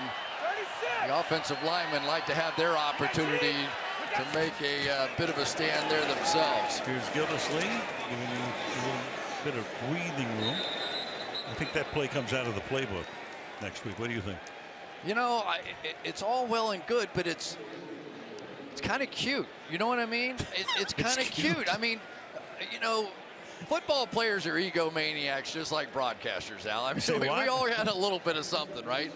That's the offensive lineman's moment. At least one time, you have to give them a chance to blow somebody off the ball and score a touchdown. Who are you talking to? 2nd down and 7. And that pass is caught on a slant. And we think that's Gronkowski, and it is through the haze and fog. 1st down. So now you go play action fake, and you have Gronkowski and a good matchup on Keanu Neal on the outside. Awfully tough. And Jones needs some attention, injury timeout.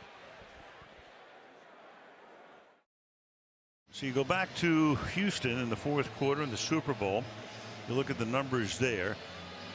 Brady, of course, 196 yards in the quarter, 19 points. I'd forgotten he was actually sacked 3 times in that quarter alone. But of course, so we all know what took place at the end. Tied the game in regulation, won the game in overtime. So here we are with a little more than 13 minutes remaining in the 4th quarter. Brady 208, 2 touchdowns. Ryan's team has been blanked. Here's Gildersleeve on the 1st down. And behind a block by Devlin. So it'll be 2nd down and 10. Of course, some people think we call the game in a fog anyway. We're truly pulling it off tonight. Remember the Fog Bowl? What was it? Chicago and Philadelphia going at it? At Soldier Field, I think it was 1988. Was that Vern Lundquist who was just like, I can't see it? Vern, and I think Terry Bradshaw did that game too. Terry's never been in a Fog Bowl. 2nd down and 9. First charge timeout. Atlanta. All right. Well, speaking of the Fog Bowl, how about our guys downstairs, Fred Gaudelli and the gang, pulling it up. It was Christmas or New Year's Eve, December 31st. Wow. There's Randall Cunningham. Pruitt with the interception. And that was way before there was high-def television. So you had to shoot the game from ground level, and you could barely see it from that level, at least tonight. With the technological advances, obviously, over almost 3 decades, at least you got that shot right there. If you just tuned in, it looks like a perfectly clear evening. Bad day for the Falcons. Or you get down 20-0 on this bunch, and then the fog comes in to make it even worse. Man, 2nd down and 9. And rolling and making the grab is Brandon Cooks for a 1st down. Just chewing up the clock now. You ever have any questions about Tom Brady's arm strength? Watch this one. He just throws a bullet in here, and just like he did on the touchdown pass, he's not going to let his guy get killed by the safety coming over there. Get it down low, let him make the catch, doesn't even take a hit on that one. Gillislee back in, and we've got a whistle before the snap.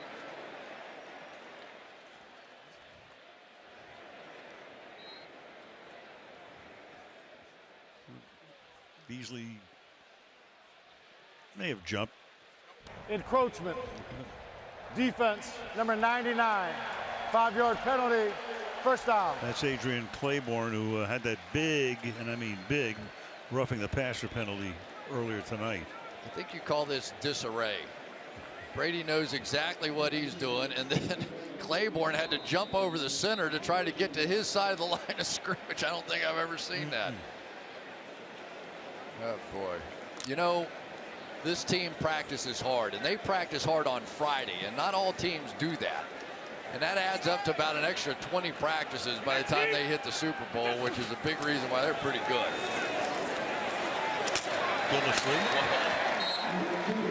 Keeping it on the ground.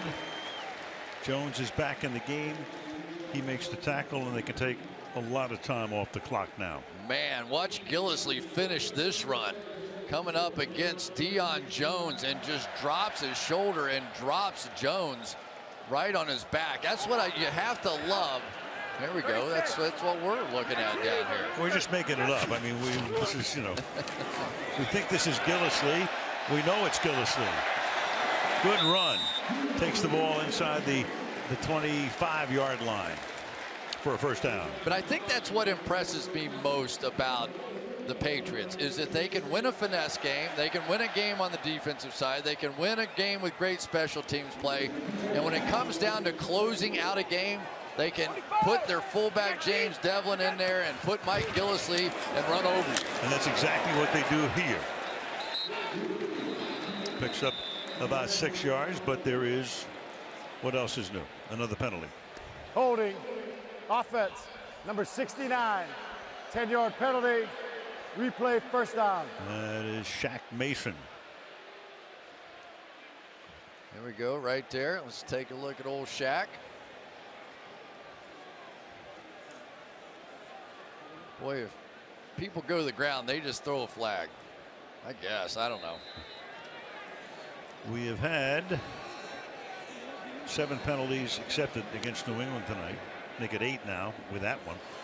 6 against Atlanta. They came early and often. 1st and 20. Brady throws incomplete. That's Gronkowski, who's the intended receiver. 2nd down and 20. So here we are again. And that's what it looks like. But you want to be a broadcaster, right?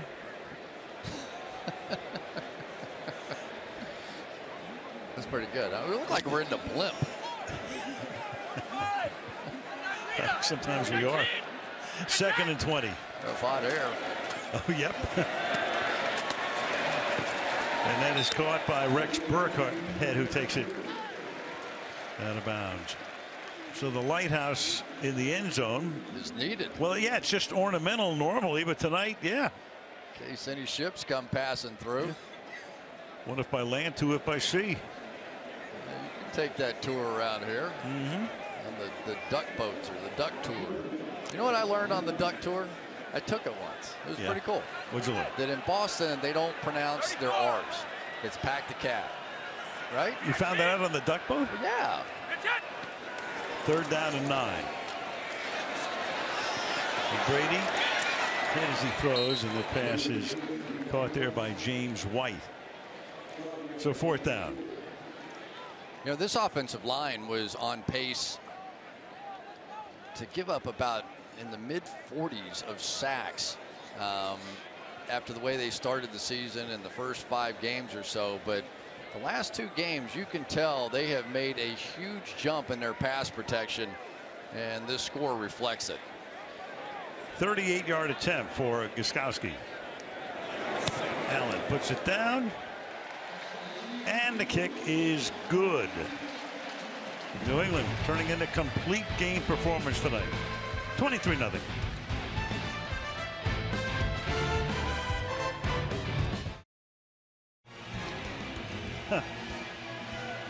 Bill Belichick. The only question is he the best of all time? Can't answer that. I mean, you can argue it any way you want, but he is certainly in the conversation. Andre Roberts gets forced out of bounds. So New England on their way to a 5-2 record. So you've got Ryan now in the shotgun. With a little over 9 minutes to play. Looking out to the right side. Short gain there as Freeman has it taken down by David Harris. You're talking about Harris, who was a yeoman linebacker for the Jets for so long, but has barely played in the blue uniform here. Yeah, but they knew what kind of game this was going to be. They knew the kind of running attack that the Falcons have, and bring out the warhorse. Ryan throws. Freeman again. Very close to a first down. We go to Michelle. Well, Dante Hightower is down here on the bench for the Patriots, questionable with a shoulder injury. You know, he spent a lot of time in the injury tent getting looked at. Right now he's sitting and the gloves have come off, and maybe that's because it's 23-0 now. All right, Michelle, he missed a couple of games with a knee injury, and that's one of the reasons we're seeing a little bit more of David Harris in this one.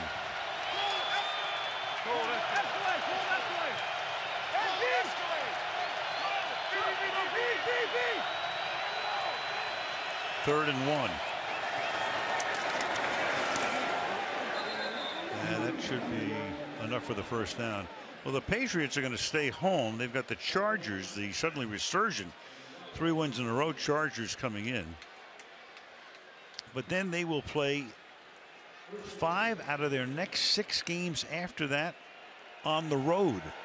One of them is a neutral site game in Mexico City, but still you've got to pack and unpack. And that's caught for a first down up at the 40-yard line by Julio Jones. There they go, picking up the pace. Well, they have spent some time down in the red zone of the Patriots tonight, but missed field goals and missed opportunities on the 1-yard line. They have nothing to show for it. And that was after they came out very aggressively and made a first down on a 4th and 7 in the first quarter, with a drive that ended with a blocked field goal. Ryan over the middle, that's caught by Justin Hardy, and he takes the ball into New England territory. Once again, that 2-man coverage, which basically all you have to do is run underneath the receiver. You don't have to worry about him beating you deep. That time Hardy was such a good move, he was able to get away from Malcolm Butler anyway. You can see those 2 deep safeties back there. That underneath coverage doesn't have to worry about anything getting over the top of them. There's a gain of 22, and they swing it out to the left, and Hardy this time gets taken down by Malcolm Butler. And Butler's just all over the field defensively. You never know who he's going to cover. I mean, that time he goes with Hardy, you guys seen very little action tonight. You know, and he wears his emotions on his sleeve, doesn't he? In our conversation, he admitted it. He lost a little confidence based on the whole thing, the signing of Stephon Gilmore and going to the Saints. Thought he was going to get traded, didn't, and got uncomfortable. He was very honest about it the other day. It was Jones. Of course, Malcolm Butler is a guy who shouldn't ever have to pick up a dinner check for the rest of his stay in New England. Long as he's living here, he shouldn't, that's for sure. That was one of the really remarkable plays. It was just so stunning. Amazing you figured out who it was that had the ball in his hand. I was like, what just happened? Yeah, well, I had to look over to Kelly Hayes and make sure we had it right, because otherwise you would have called the rest of the game. From the 25-yard line. There wasn't much of it left. That's what I mean. Here's Ryan. And he's going to run, and Matt will take the ball to the 14-yard line. Tries to put a little move on McCourty before the tackle. 5.5 to go. Yeah, and this is what happens when you get behind. He has that half, he has that half, and these guys just chase from behind whoever it is that they have. And a lot of times against that coverage, what you get is the quarterback running. 13-yard line to the outside, and that is caught by Austin Hooper, who figured to be a bigger factor, the tight end, but he's hardly thrown to him tonight.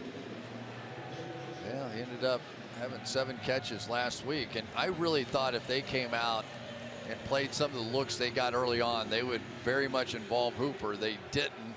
A lot of things they didn't do in this game, so that one's just on the list.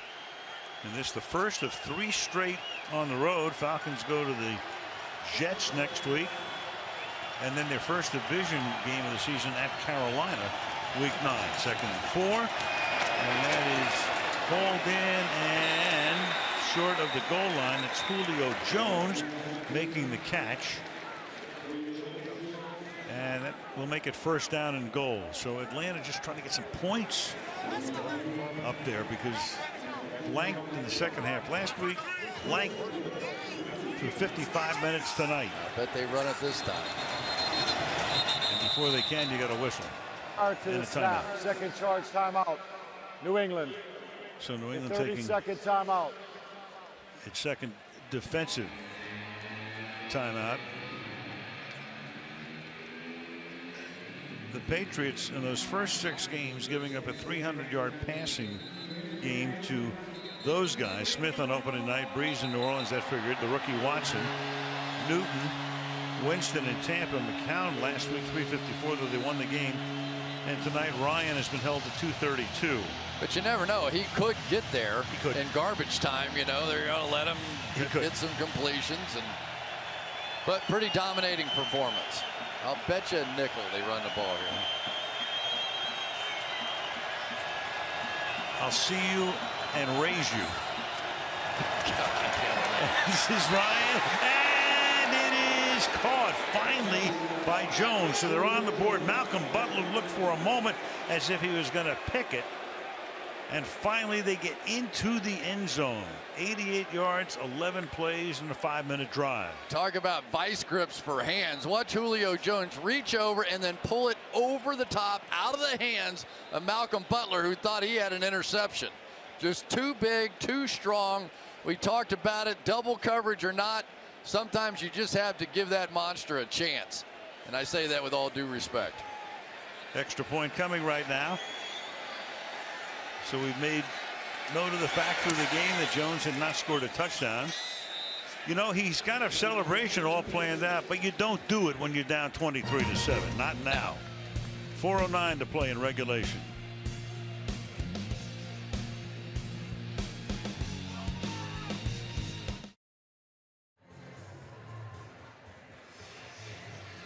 So clearly an onside kick will be your next play here. It's a 2-possession game. 16 points, of course. It wasn't the Super Bowl. And Bosher sends one. The required distance, but Danny Amendola with the good hands guys up there secures it. And now New England can begin to take more time off the clock. So it was 91 minutes and 30 seconds. So you've got a full game and another half of a game. Their first points, because they had the lead against Miami last week, blank in the second half, and finally they get on the scoreboard in this one late. Lewis, the running back. Devlin is the fullback. And Lewis bounces his way to the 46-yard line. Tom Brady, TB12, whatever you want to call this guy, pretty miraculous. 40 years old and can still slide around in the pocket. Not going to take off and run very often, but his movement skills and his ability to feel pressure coming at him from different angles just makes a difference for this offensive line. He buys enough time to get those receivers down the field like Gronkowski for the big plays. A couple of sacks. He's already been sacked more than he was all of last year. Hit 5 times. He's really good, though, after he's contacted.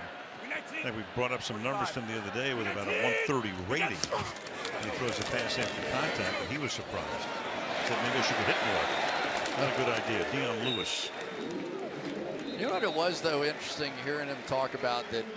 He goes, a lot of times I don't know I've gotten hit like that in the games. And I go back and watch the tape, and it's like, well, he got me pretty good there. But when you're out there playing, you don't have that sense. There it is. I mean, you take a look at that. The rating is almost twice what it is around the league. That's after he gets contacted, not a sack, just contacted and throws. So the completion percentage is good. Yards per pass is great. And the rating is great. You know, we see quarterbacks fall off the cliff at various times, usually at 37, 8, 9, that kind of range. But can you tell any difference in his game right now? Not really. I can't either. Atlanta just took its last time out. Coach. 3rd and 1. The back is Gillisley. And Brady lets the clock run down. Then he takes the timeout here. You know, you look at his career, Chris, and there was really no point, I think, when you thought that, you know, the end was really near. And you go back to that 2014 season, and they had that disaster on a Monday night in Kansas City, and the sky was falling here in New England, and everybody's saying, "Oh, well, you know, maybe it's the end for him," and you know, Belichick's lost his mojo, and maybe it's time to give Garoppolo a chance and all that. Of course, then they hoisted the Lombardi Trophy at the end of that season. So they were on to Cincinnati. They were on to Cincinnati. You know, and we always kind of joke about it a little bit in some of the press conference lines that he has, but they're not kidding. That's what they do. When the game is over, they study it, and then they go to the next game. It's like a machine almost. And so now you got a sneak.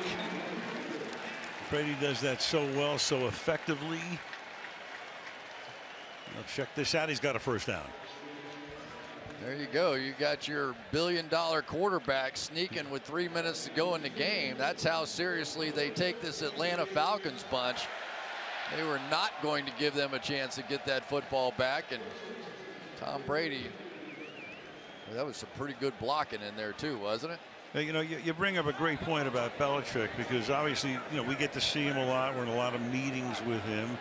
A lot of fans, you know, don't get to see him. All you see is that, you know, the countenance and him in press conferences and all of the rest. We'll run out the clock here with Lewis. Here's a great banner. Take a look at that. I mean, that is smart. That is clever. That is perfect. That is great. It's wonderful. What else can you say? He is on to Cincinnati in each one of those. But that's that. I mean, he's a bit of a machine. There he is, a little bit of the Brady bunch, and they just don't waste their time on things that aren't important to winning football games. When you meet with him, he doesn't want to talk about what happened. He wants to talk about now. Here's Lewis breaking tackles.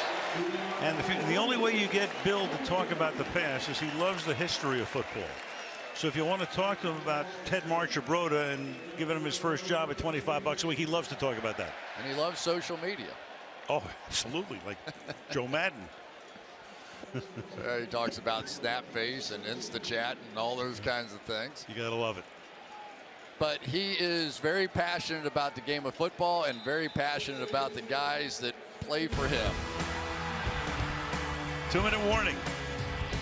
Pats on the way to a win.